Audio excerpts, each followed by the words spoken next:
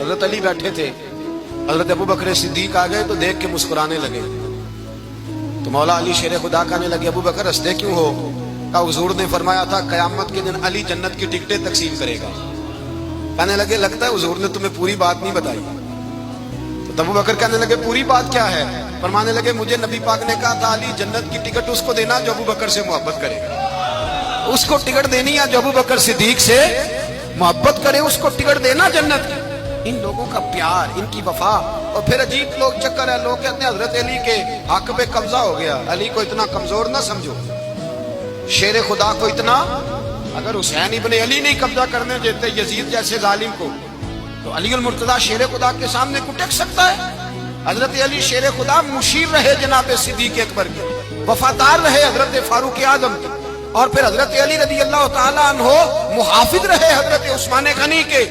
وہ رسول اللہ صلی اللہ. اور سنو ایک عجیب بات لکھی ہے بزرگوں نے، کہتے ہیں بدر یا احد میں ایک جنگ میں ایسا بھی ہوا کہ کپڑا نہیں ملتا تھا جھنڈا بنانے کے لیے، تو حضرت عائشہ کی ایک پرانی چادر تھی، اس کا جھنڈا بنایا گیا.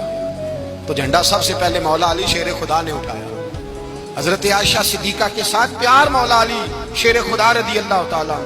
یہاں تو لوگ نہ جانے کون سی خدمت کر رہے ہیں. اگر حضور کے قریب رہنے والے، پاس بیٹھنے والوں میں آپس میں اتفاق نہیں تھا تو آج مسلمانوں میں کیسے پیدا ہو؟ تم نے تو دین کا سارا رنگ ہی گدلا کر کے رکھ دیا. تم نے تو وہاں بغض پیدا کر دیا جہاں سے لوگوں کو اتفاق کا درس ملنا تھا، وفا کا سبق جہاں سے لوگوں نے پڑھنا تھا، تم نے وہی حالات خراب کر دیے.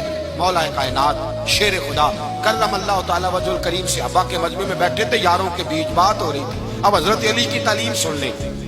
حضرت علی کی تعلیمات کیا ہیں؟ بیٹھے تھے، گفتگو چھڑ گئی حضرت علی رضی اللہ تعالیٰ عنہ کی.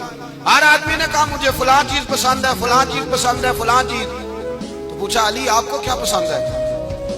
تو حضرت علی کہنے لگے 3 چیزیں پسند ہیں. کہا کون کون سی؟ فرمایا ایک میرا دل کرتا ہے کہ روزہ گرمی کا ہو. حضور فرماتے ہیں تمہیں پتہ چل جائے رمضان میں برکت کیا ہے تو تم کو سارا سال ہی روزے ہونے چاہیے. یہ اتنی فضیلت کی بات ہے. حضرت علی شیر خدا کہتے ہیں مجھے گرمیوں کا روزہ پسند ہے. اور پھر حضرت علی شیر خدا فرماتے ہیں مجھے پسند یہ ہے کہ میں اکیلا کھانا نہ کھاؤں، جب بھی کھاؤں میرے ساتھ کوئی مہمان بیٹھا ہو. یہ میری پسند ہے. حضرت علی کہتے ہیں میری تیسری پسند یہ ہے کہ میرے مقابلے میں جو دشمن آئے وہ کمزور نہیں ہونے چاہیے. وہ کمزور نہیں، وہ تگڑا طاقتور دشمن آئے. فرماتے ہیں مجھے مزہ تو آئے نا رب کے رستے میں جہاد کرنے. تگڑا دشمن. آج مسلمانوں کا بڑا دشمن پیدا ہوا ہے اور سربراہ ہے اسلام کے سارے دشمنوں کا، لیکن مسلمان اس سے ڈرتے ہیں، اس سے تعلق بنانا چاہتے ہیں، وہ اس کے قریب جانا چاہتے ہیں. حضرت علی نے پیغام دیا، مزہ ہی تب آتا ہے جب دشمن دلیر ہو.